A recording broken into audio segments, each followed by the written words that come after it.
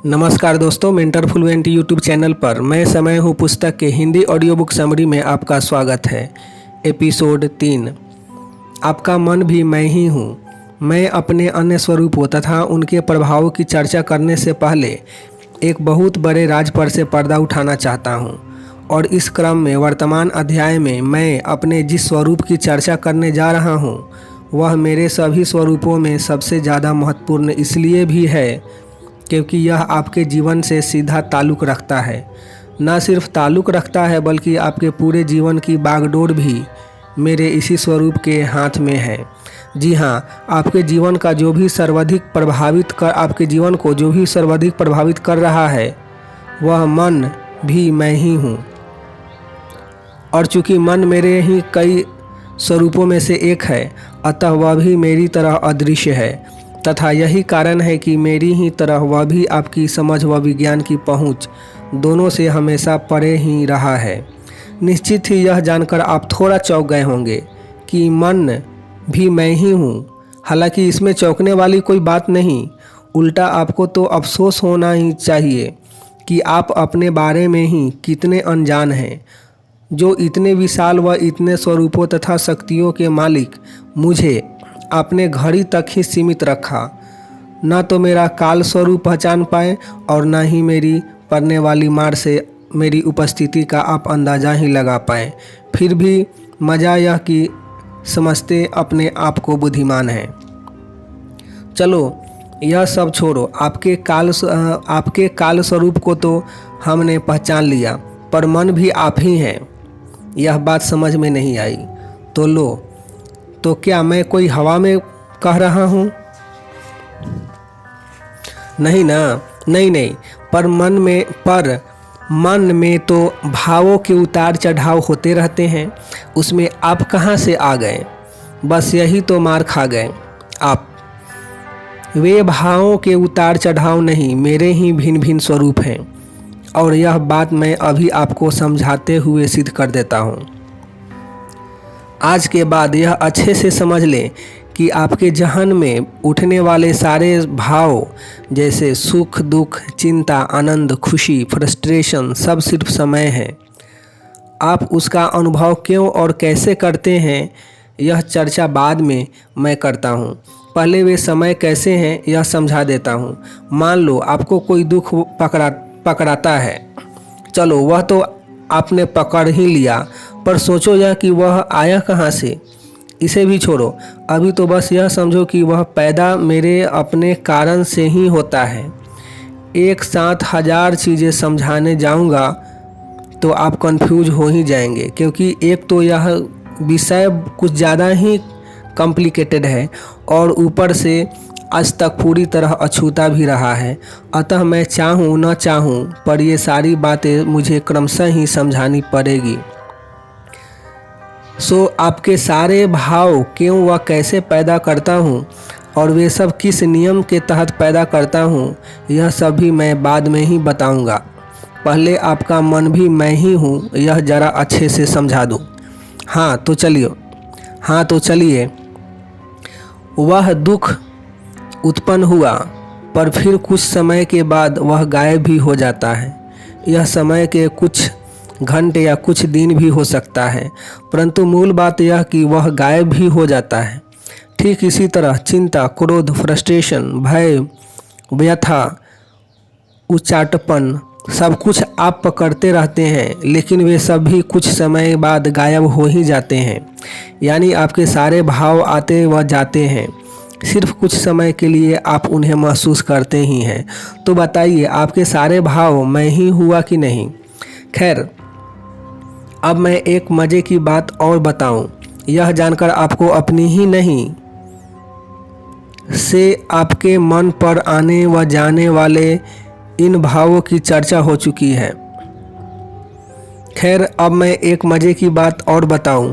यह जानकर आपको अपनी ही नहीं संपूर्ण मनुष्य जाति की बुद्धि पर भी तरस आ जाएगा, क्योंकि हजारों बार और हजारों कारणों से आपके मन पर आने व जाने वाले इन भावों की चर्चा हो चुकी है। पुराने से पुराने युग तथा उनकी बातें व किताबें भी इससे आज़ाद नहीं हैं। उन्होंने भी मन के पटल पर आने और जाने वाले इन भावों की काफ़ी चर्चा की है। और मज़ा यह कि हर युग ने अपनी ही तरह दुख, चिंता, व्यथा, फ्रस्ट्रेशन वगैरह को अलग अलग पहचाना है और उन्हें उसी हिसाब से अलग अलग समझा और समझाया भी है। लेकिन आज मैं इस राज पर से पर्दा उठाता हूँ कि ये सारे भाव एक ही हैं, बस सिर्फ नासमझी के कारण उन्हें आपको अलग अलग बताया गया है। और यही कारण है कि युग बीत गए पर कोई बात, कोई मंत्र मनुष्य के दुख दर्द दूर नहीं कर पाया, क्योंकि किसी भी दवाई को असर करने हेतु मर्ज ठीक से पहचानना जरूरी है। मैं मनुष्य की ओर उसके मन की उस ऊंचाई पर से पर्दा उठा रहा हूँ जिसे समझने में पूरा इतिहास फैल रहा है। समझ नहीं आता कि दूसरे आपको गलत समझाएं, वहाँ तक तो ठीक, परंतु आप स्वयं अपने बाबत इस तरह भ्रमित हो जाएं तो बात वाकई अखरने वाली है। हालांकि मैं यहाँ दृढ़तापूर्वक यह स्पष्ट कर दूं कि जो मनुष्य अपने दुख, चिंता, फ्रस्ट्रेशन, व्यथा वगैरह को एक नहीं जानता, उसे कम से कम बुद्धिमान होने का दावा तो नहीं ही करना चाहिए। आप बाहर की चीज़ों के बाबत भ्रमित हो जाएं तो बात समझ में आती है, क्योंकि वे बाहर हैं, परंतु आप अपने मन में उभरने वाले भावों के बाबत भी इसी कदर भ्रमित रहें तो ऐसे में आप क्या खाक इस मनुष्य जन्म का फ़ायदा उठा पाएंगे।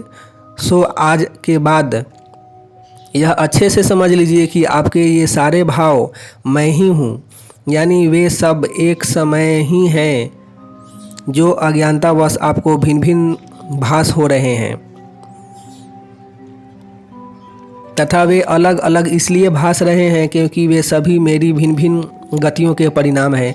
और दुर्भाग्य से यह गतियों की भिन्नता भी आपको भावों की भिन्नता की तरह दिखाई पड़ रही है।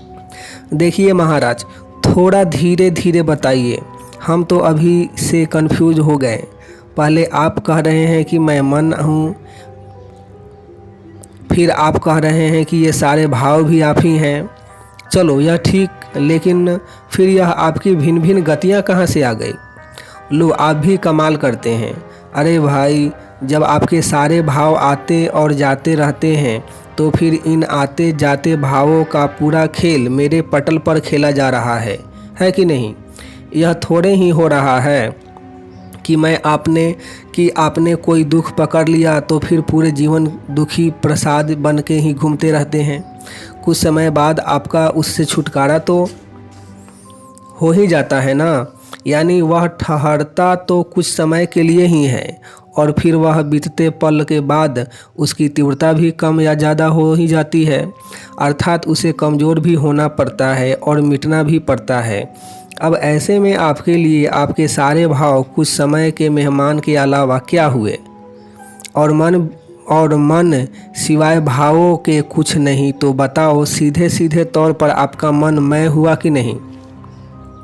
खैर, जब आप यह समझ गए कि मन मैं हूँ तो अब मेरी भिन्न भिन्न गतियों के बारे में भी समझ लीजिए तथा वे भावों में कैसे परिवर्तित होती हैं यह भी समझ लीजिए। आप क्या समझते हैं कि आपने 24 घंटे का एक दिन बनाकर मुझे बांध दिया? लेकिन आप यह क्यों भूल गए कि मैं आपसे पहले ही कह चुका हूँ कि मैं स्वभाव से ही नटखट व चंचल हूँ, मैं बांधा जा सकता ही नहीं हूँ। आपकी घड़ी के अनुसार मेरी गति के जिस स्वरूप को आप जानते हैं उसके अलावा भी मेरी हजारों गतियाँ हैं।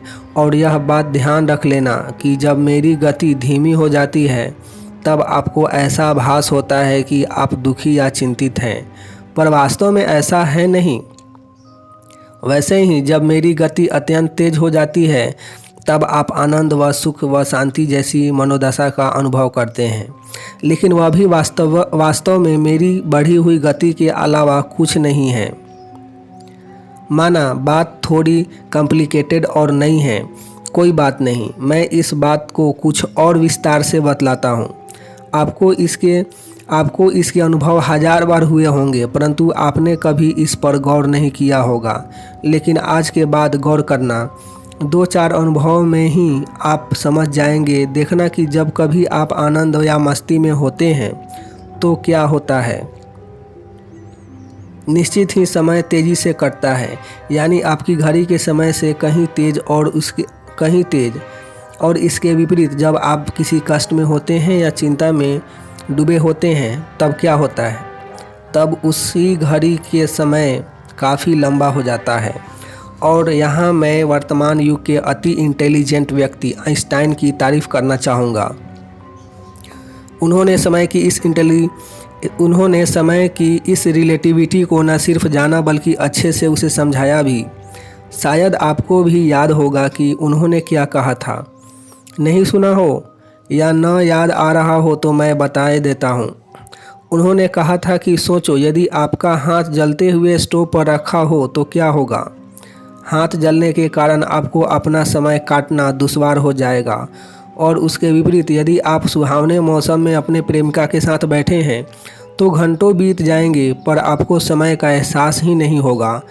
और आइंस्टाइन की ही भाषा में कहूँ तो an hour sitting with a pretty girl on a park bench passes like a minute, but a minute sitting on a hot stove seems like an hour।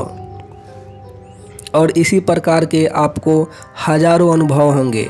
आपके घर में कोई बीमार हो या अस्पताल में भर्ती हो और आपकी हालत अति क्रिटिकल हो तो वह रात आपसे कटे नहीं कटती। आप सोचते हैं कि आप टेंशन में हैं। नहीं, मैं कहता हूं कि अचानक मेरी गति आपके घड़ी के कांटे से कई गुना धीमी पड़ गई है। वही इसके दूसरी तरफ का उदाहरण दूँ तो मानो आपके घर में शादी है, रात भर खूब खान पान व नाच गान चल रहा है। वह पूरी रात कब कट जाएगी आपको पता भी नहीं चलेगा। आप कहेंगे वह तो कटनी ही थी, मस्ती से जो भरे थे। अरे दोनों रातों के समय में इतना फ़र्क, जबकि आपकी घड़ी का समय ही सत्य माने तब तो दोनों में वक्त तो 12 घंटे का ही बीतता है। समझे कि नहीं समझे तो यह समझ लीजिए कि अपनी इसी नासमझी के चक्कर में आप मार खा रहे हैं। यह अच्छे से समझ लीजिए कि अपनी इसी नासमझी ने आपको डुबोया है। ये सारे दुख, चिंता, आनंद, मस्ती या जी में भी आप जानते हैं ये सब परिणाम हैं। उनके पीछे का वास्तविक और एकमात्र कारण सिर्फ मैं हूँ। मेरी गति धीमी या तेज होने से ही आप अपने सारे भावों का अनुभव करते हैं। और यह बात मैं पूरी दृढ़ता से कह रहा हूँ कि सुख, दुख या शांति, अशांति जैसी कोई चीज़ है ही नहीं। यह सब आपका भ्रम है। आपका मन समय यानी मैं हूँ तथा मेरा भाव से कुछ लेना देना नहीं। मेरी भाषा गति और सिर्फ गति की है, और मुझे यकीन है कि यह बात अब अच्छे से स्थापित हो चुकी है। यूँ भी चूँकि मैं स्वयं मेरे बारे में बता रहा हूँ और मैं भी वैज्ञानिक युग में रहा हूँ, सो मैं जानता हूँ कि जो कहूँगा वह हाथों हाथ सिद्ध भी करते जाना ही पड़ेगा। और इसलिए मैं वैज्ञानिक भाषा का ही प्रयोग कर रहा हूँ, और मुझे विश्वास है कि मैं अपनी कही दोनों बातें स्थापित कर भी चुका हूँ। एक तो यह कि मैं मन हूँ, क्योंकि आपके मन में उठने वाले हर भाव कम या ज़्यादा समय के बाद तिरोहित हो ही जाते हैं। और दूसरा यह कि मन के तल पर आप जिन भावों के उतार चढ़ाव को महसूस करते हैं वह सभी सिवाय मेरी भिन्न भिन्न गतियों के और कुछ नहीं। कितनी साधारण तो बात है। सो इस बात को मैं यहीं समाप्त करता हूँ। जैसी गति वैसी मति। चलो इस चर्चा को आगे बढ़ाते हुए मैं एक बार फिर यह स्पष्टतापूर्वक कहना चाहता हूँ कि आपका मन ही आपके जीवन की राह तय करता है, और आपका मन मैं हूँ। और चूँकि मेरी भाषा गति की है, अतः इस लिहाज से समझे तो आपके भीतर की मेरी गति ही आपके जीवन की दिशा व दशा दोनों तय करती है। तभी तो कहते हैं जैसी गति वैसी मति, यानी जैसी गति से मैं चलूँगा वैसा ही आपका जीवन हो जाएगा। यदि आपके जीवन में मेरी गति तेज होगी तो आपका जीवन आनंद व सफलता के नए नए आयाम छुएगा, और यदि आपके जीवन में मेरी गति मंद होगी तो आपका पूरा जीवन दुखों व चिंता का एक अंतहीन सिलसिला बनकर रह जाएगा। लेकिन युगों से मनुष्य इस हकीकत से नावाकिफ रहा है। वह स्वयं की नासमझी के कारण मन को समय के भिन्न भिन्न स्वरूप न जानकर केवल भावों का जोड़ समझता आया है और इसलिए हर तरीके के प्रयास कर चुकने के बावजूद वह अपने दुख दर्द कम नहीं कर पाया है। कर पाए भी तो कैसे? मनुष्य तो दुख, चिंता, बेचैनी वगैरह को भाव समझकर उनसे बचने के उपाय खोजने में लगा हुआ है।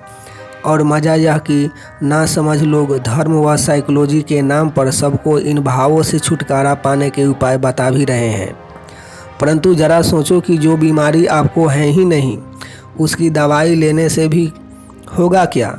जब आपकी बीमारी ही भ्रम हो तब तो आपको वह भ्रम ही तोड़ना पड़ेगा और आपका यह भ्रम तो शायद मेरी बातों से टूट ही गया होगा। आपको अब तक इतना तो समझ आ ही गया होगा कि आप जिस दुख, चिंता, परेशानी वगैरह को भाव समझ रहे हैं, वे सारे भाव असल में समय हैं।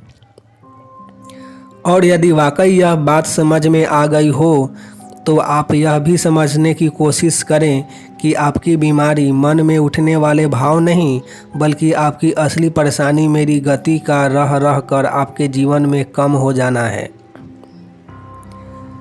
अब यदि एक बार उपरोक्त बात पूरी तरह समझ में आ जाए तो फिर इलाज भी सही दिशा में शुरू किया जा सकता है।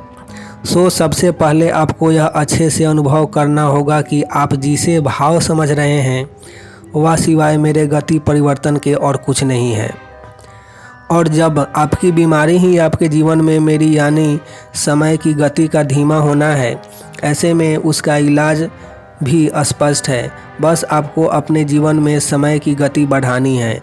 और इससे पहले कि इस बात को आगे बढ़ाते हुए उसके उपायों पर चर्चा करूं, मैं आपको मेरी गति की भिन्नताओं के बाबत चंद और उदाहरण देता हूं ताकि आपको बात समझ में आसानी से आ जाए।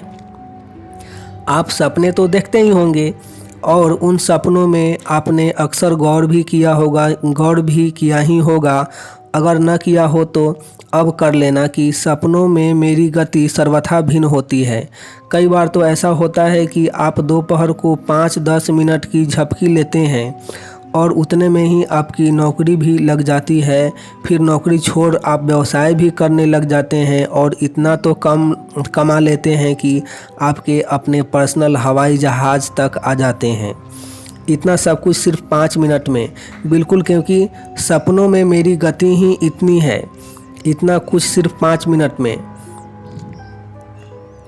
बिल्कुल, क्योंकि सपनों में मेरी गति ही इतनी तेज़ हो जाती है कि इतना सब कुछ 5 मिनट में संभव हो जाता है। तो सोचो यह कि यदि आपके जीवन में मेरी गति इतनी तेज़ हो जाए तो आप सफलता व आनंद का कौन सा ऐसा शिखर है जो न छू ले। खैर, यह चर्चा आगे समय आने पर। अभी तो आपको एक राज की बात और बताता हूँ। पृथ्वी पर मेरी गति अलग है तो अंतरिक्ष में अन्य ग्रहों पर मेरी गति बिल्कुल अलग। और अब तक तो विज्ञान ने भी यह मान ही लिया है कि अंतरिक्ष में समय की गति सर्वथा भिन्न होती है। वहाँ 10 वर्ष रुकने का भी मनुष्य की उम्र पर 2-3 वर्ष का ही असर होता है। और यहाँ एक बार फिर आइंस्टाइन को सलाम करने को जी चाहता है। वाकई मेरे बाबत वे बहुत आगे निकल गए थे। निश्चित ही मेरे बाबत उतना आगे आज तक मनुष्य जाति के इतिहास में दूसरा कोई नहीं निकल पाया है।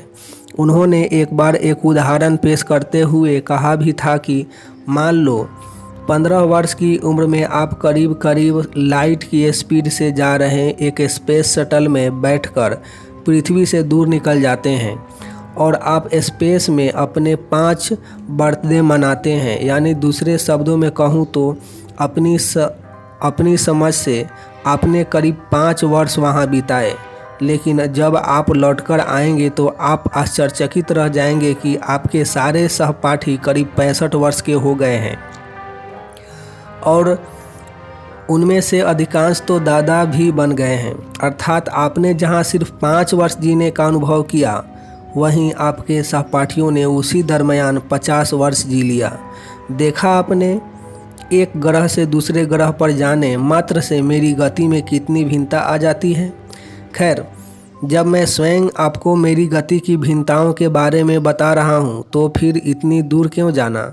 आप लोग अपने ही जीवन में आपस में झांक के देख लें। आपके आसपास कई लोग आपको उम्र को मात देते हुए नज़र आ जाएंगे, अर्थात उनकी उम्र तो 50 होगी परंतु दिखते हुए 35-38 के ही होंगे। ऐसा क्यों? यह उनके बिताए जीवन में मेरी गति की खबर है। यानी उन्होंने जो जीवन बिताया है उसमें समय तेज़ी से कटा है। वही दुखियारे जीवन ढूंढने हेतु तो दूर जाने की कोई ज़रूरत ही नहीं। 50 डिसिप्लिन वाले व नियम व्यायाम करने के बावजूद सिर्फ जीवन में मेरी गति धीमी होने का हर्जाना भुगत रहे हैं। वे 40 वर्ष की उम्र में ही 55-60 के दिखने लग जाते हैं। यदि आप वाकई मेरी कही बातें समझ चुके हों तो आज के बाद जीवन में दुखों व असफलताओं से कैसे बचे यह पूछना ही मत। जीवन में आनंद, शांति और सफलता कैसे पाएं इस बाबत सोचना ही मत। आप मनुष्य जाति का इतिहास देखना, यह सब तो मनुष्य युगों से सोचते और चाहते आ रहा है, परंतु इसका परिणाम क्या आया। कितनों के कष्ट दूर हुए, कितनों ने सफलता के शिखर छुए,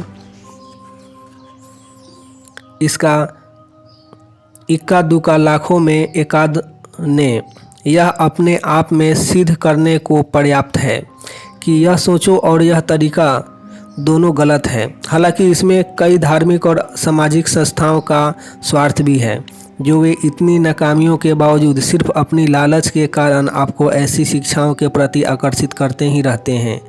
वैसे इसमें इनकी भी क्या गलती, जब आप स्वयं हजार अनुभवों के बाद भी अपने दुख व दर्द कम करने हेतु फिर उन्हीं की दुकानों पर पहुंच जाते हैं, तो फिर ऐसे में वे अपनी अच्छी खासी चलती दुकानें क्यों बंद करने लगे।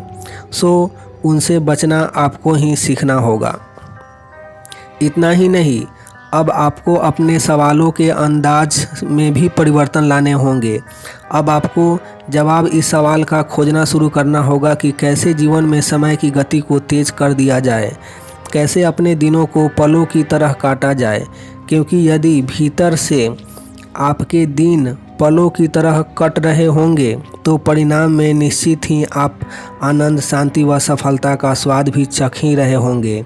लेकिन मेरी गति की चिंता किए बगैर आनंद और सफलता पाने के हजारों उपाय क्यों न कर ले, या फिर सफलता पाने हेतु लाख प्रयास ही क्यों न कर ले। मैं दावे से कहता हूँ कि आपके हाथ कुछ नहीं लगने वाला। अंत में जीवन उस मुकाम पर पहुँच जाएगा जहाँ समय की गति तेज करना तो दूर, समय काटे नहीं कटेगा, और जो शायद पहुंच भी चुका है।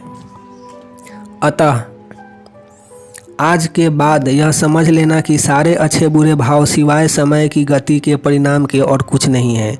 वास्तव में तो यह सारा खेल मेरी गति का ही है। अतः जीवन में आनंद या सफलता मेरी अवहेलना का कर सीधे पाई जा सकती है, या उसके भी कोई मंत्र हो सकते हैं, ऐसा सोचना ही मत। यह सिवाय आपके भ्रम के और कुछ नहीं, और यह भ्रम कोई आप आज से नहीं युगों से पालते आ रहे हैं, और उसका परिणाम भी आपके सामने है। हर जिस्म घायल है और हर मन उदास है। सफलता तो छोड़ो, जीने तक के लाले पड़े हुए हैं। वहीं इन सब से बचने हेतु समाज, संसार और धर्म में जितने भी उपाय उपलब्ध थे वे भी आप आजमा ही चुके हैं, तथा उन सारे उपायों से मनुष्य की हालत और बदतर ही हुई है। यह सत्य भी आपकी आंखों के सामने मैं ला ही चुका हूँ। सो जिसे आप वाकई अपना जीवन आनंद और सफलता से भरना हो, उसे सबसे पहले तो पुराने उपाय दोहराने बंद कर देने चाहिए। उसे अपना पुराना भ्रम तोड़कर यह सोचना चाहिए कि वह अपने जीवन में समय की गति कैसे बढ़ाए। बस जो इस एक खोज में लग जाएगा उसके जीवन में से पुराना भ्रम स्वतः ही टूट जाएगा। यहाँ सबसे पहले तो यह समझ ले कि आपके जीवन में दुख और असफलताएं हैं ही नहीं, सिर्फ जीवन में समय की गति धीमी होने का यह परिणाम है, और यह समझे बगैर आगे कुछ नहीं होने वाला। अतः बाकी हजार उपाय छोड़ सबसे पहले इस भ्रम का उपाय खोजें। चलो आपका भ्रम मिटाने हेतु इसी बात को एक सामान्य उदाहरण से समझाने की कोशिश करता हूँ। एक किसान था, उसके खेत में सांप व चूहे दोनों वास करते थे। हालांकि किसान इस बाबत से अनजान था। यूं भी किसान दिन में खेती करने जाता था और दिन में वे दोनों बाहर निकलते ही नहीं थे। लेकिन एक दिन उसे किसी कारणवश रात को खेत से गुजरना पड़ा और उसी दिन उसे सांप ने काट लिया। पर मज़ा यह कि उसने जैसे ही नज़र झुकाई उसे भागता हुआ चूहा नज़र आया। उसको लगा चूहे ने काट लिया है। उसने उस बात को कोई खास तवज्जो नहीं दी। सद्भाग्य से सांप भी जहरीला नहीं था, सो उसके काटने का भी उस पर कोई खास असर नहीं हुआ। खैर, यह बात तो आई गई हो गई, लेकिन कुछ महीने बाद उसे फिर एक दिन रात को खेत से गुजरना पड़ा। अब कि उसे चूहे ने काट खाया, लेकिन दाव यह हो गया कि इस बार नज़र झुकाने पर उसे दौड़ता हुआ सांप नज़र आया। वह चक्कर खा के वहीं गिर पड़ा। फिर तो महीनों उसका इलाज चलता रहा, पर वह ठीक नहीं हुआ तो नहीं ही हुआ। होता भी कैसे? इलाज सांप के काटने का चल रहा था, जबकि सांप ने काटा ही नहीं था। वह उसका भ्रम मात्र था और ठीक तभी हो सकता था जब उसका यह भ्रम दूर हो जाता। ठीक यही दशा आपकी है। आपको काट तो मैं और मेरी गति रहे हैं, परंतु आप समझ रहे हैं कि भावों के उतार चढ़ाव आपको परेशान कर रहे हैं और इसी के चलते आप उनके इलाज में लग गए हैं। दुखों व चिंताओं से कैसे बचा जाए यह दर दर पूछते फिरते रहे हैं। वहाँ कुछ न जानते समझते हुए भी उपाय बेचने वाले और शिक्षा देने वाले खड़े ही हैं। हालत यह कि पूछने वाला भी दीवाना और समझाने वाला भी दीवाना। अब ऐसे में जीवन के कष्ट दूर हो तो भी कैसे? यानी आपकी नासमझी और उनके लोभ का मिलन हो गया है।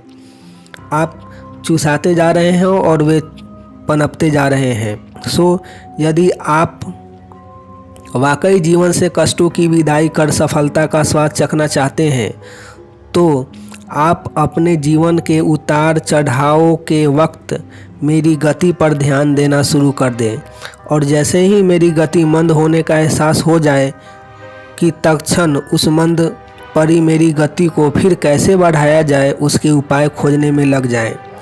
बस आपका काम हो जाएगा। धीरे धीरे कर आप दुख व चिंताओं से निजात पाना शुरू हो जाएंगे। शायद मेरी कही बात अब भी कईयों के जहन में पूरी तरह नहीं उतरी होगी, तो मुझे भी कोई जल्दी नहीं। जब तक आप बात पूरी तरह नहीं समझ जाते मैं भी आगे नहीं बढ़ने वाला। और अब बात पूरी तरह आपके जहन में उतारने हेतु मैं अपनी पुरानी बात एक बार फिर दोहराना चाहूँगा। मैंने प्रारंभ में ही आपसे कहा था कि मैं अदृश्य हूँ तथा मेरा अस्तित्व प्रकृति की उत्पत्ति जितना ही पुराना है। अतः भले ही विज्ञान हाल में मेरे कुछ रूप पकड़ने में सफल हुआ हो और हो सकता है कि वह आगे चलकर मेरे कुछ और स्वरूप बाबत भी जान जाए, परंतु यहाँ मैं दावे से कहना चाहता हूँ कि वह मेरा पूरा अस्तित्व कभी नहीं समझ सकता। मेरे सारे कार्यकलापों को विज्ञान की लैबोरेटरी में सिद्ध कभी नहीं किया जा सकता है। उस हेतु तो शायद न जाने कितने आइंस्टाइन को एक साथ धरती पर पैदा होना होगा। सो उस बात को आज जाने दो। अभी तो ये चर्चा यह समझाने के लिए छेड़ी है कि विज्ञान की छोड़ो और यह समझो कि आपके जहन में भी एक लेबोरेटरी है और वह आप वहाँ बड़ी आसानी से मेरी कई सारी बातों को सत्यता महसूस कर सकते हैं, क्योंकि आपके जीवन को सबसे ज़्यादा प्रभावित करने वाला मन है और वह सिवाय मेरे स्वरूप के और कुछ नहीं है। हाँ, मेरा यह मन रूपी स्वरूप ज़रा चंचल, कॉम्प्लिकेटेड, नटखट व उपद्रवी है, परंतु फिर भी यह आपकी समझ से परे तो है ही नहीं, क्योंकि आखिरकार यह भी है तो आपके ही अस्तित्व का एक अंग। और फिर ये सारी बातें भी आपके ही जीवन में घट रही है। सो सीधे तौर पर कहूँ तो आपके बाहर भीतर घट रही ये सारी घटनाएं ही मेरी कही बातों की प्रयोगशाला है। और आपका मन प्रयोग कर सकने वाला वैज्ञानिक थोड़ा उस ओर झांकेंगे तो मेरी कही सारी बातें आपको स्वयं सिद्ध नज़र आएगी। अतः कुल मिलाकर आपसे निवेदन यह है कि जैसे जैसे मैं कहता जाऊं वैसे वैसे आप अपने भीतर झांक कर देखते जाएं। वहाँ आपको मेरी कही बातों के 1000 बार अनुभव हुए ही हैं। यह अंदर की बात है, अंदर ही उतारना व अंदर ही परखना। थोड़े से प्रयास से मेरे द्वारा कही ये दोनों बातें आपके जहन में तुरंत स्पष्ट हो जाएगी। खैर, अब तक आपने मेरे काल स्वरूप को पहचान ही लिया होगा। साथ ही दुख व सुख के चंद अनुभवों से मेरी गति की भिन्नताएं भी अब तक आपकी समझ में आ ही गई होगी। यही क्यों, अब तक तो शायद आपने यह भी अनुभव कर ही लिया होगा कि वाकई चिंता, परेशानी व दुख वगैरह का अनुभव करते वक्त आपके भीतर समय की गति अत्यंत धीमी पड़ जाती है। ऐसा वक्त काटे नहीं करता।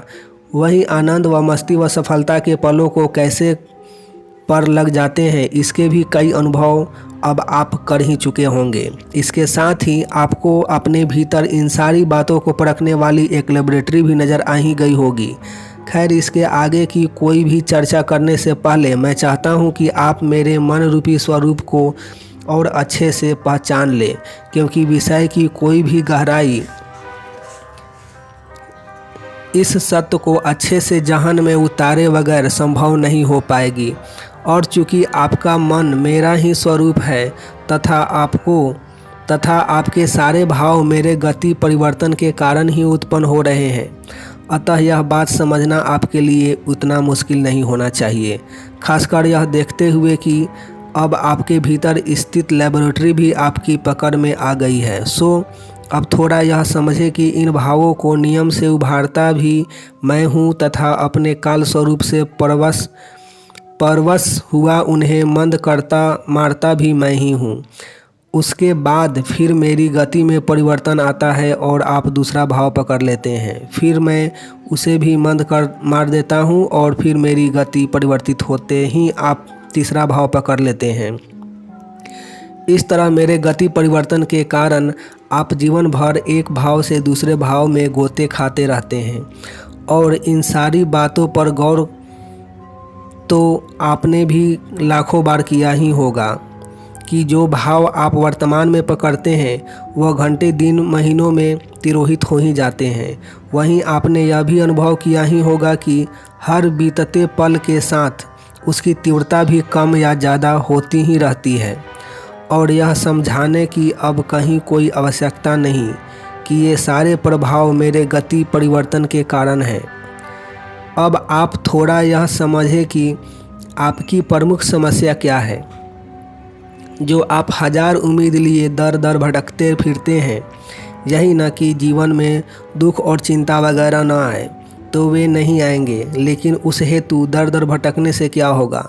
यह सारा खेल तो मेरे पटल पर आपके भीतर चल रहा है, इसलिए इसका तो उपाय भी आपको अपने भीतर ही खोजना होगा। लेकिन आपकी मुसीबत यह है कि जब आप कोई चिंता पकड़ते हैं तो उस समय आप यह नहीं समझ पाते कि इसे दूर कैसे करें। न सिर्फ उसी में डूबे जाते हैं बल्कि उसी के विचारों में खोए भी रहते हैं। परिणाम स्वरूप मेरी गति अत्यंत धीमी हो जाती है। उस समय आप थोड़ी समझ जगाएं और उसे चिंता मानना छोड़ वह समय मान ले, बस तत्काल कमाल घट जाएगा। आप पुराने अनुभवों के आधार पर समझ पाएंगे कि यह चिंता जो आप झेल रहे हैं वह चूँकि समय की कोख से पैदा हुई है, अतः वह आज नहीं तो कल तिरोहित हो ही जाएगी।